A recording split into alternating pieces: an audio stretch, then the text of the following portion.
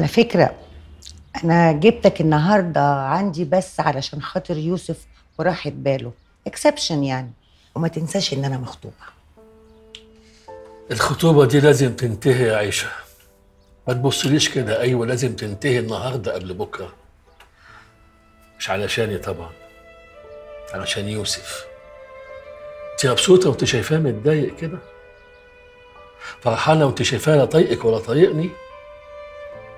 كفاية بقى اللي بنعمله في الولد، كفاية اللي عملناه فيه وهو صغير. مش معقول هنبقى مصدر تعبه وشقاه وهو صغير وهو كبير كمان. يا سلام، وهو أنا لوحدي بس مصدر تعبه وقلقه؟ ما أنت كمان مصدر تعبه وقلقه.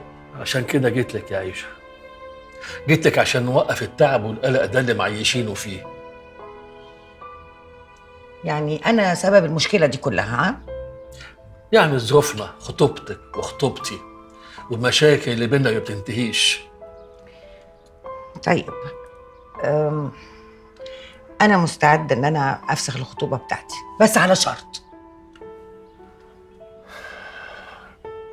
شروط يا عيشة؟ تفسخ أنت الأول الخطوبة بتاعتك.